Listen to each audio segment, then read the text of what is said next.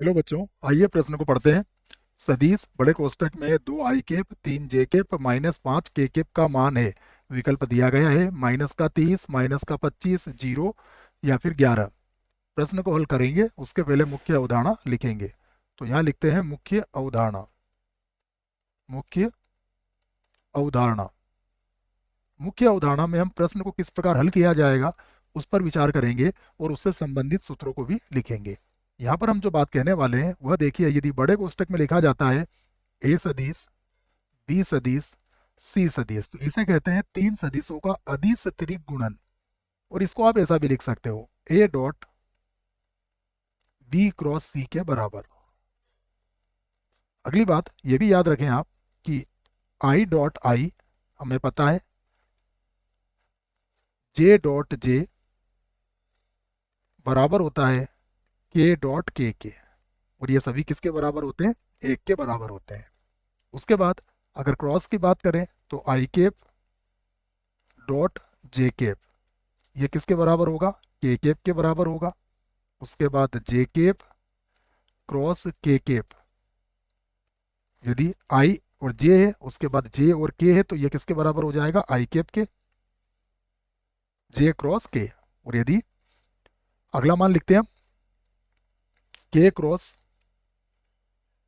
आई, के क्रॉस आई लिख लेते हैं यहाँ पर।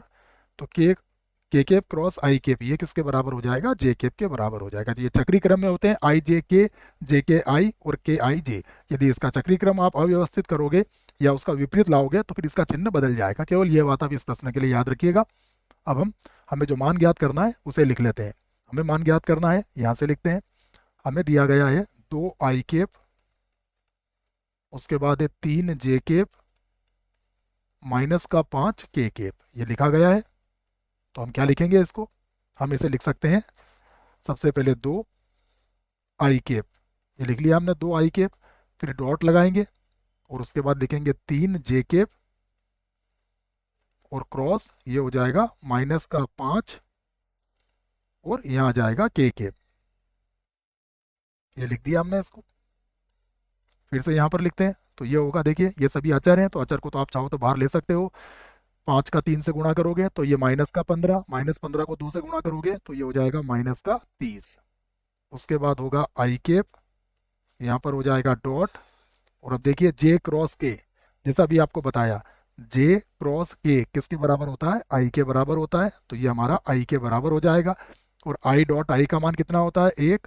तो यहाँ पर हमारा उत्तर आ जाएगा -30। विकल्प देखते हैं तो पहले विकल्प लिखा है -30, अर्थात ये विकल्प जो है इस प्रश्न के लिए सही विकल्प है। बाकी गलत होंगे। आशा करता हूँ बच्चों प्रश्न का उत्तर अच्छे से समझ में आया होगा। धन्यवाद।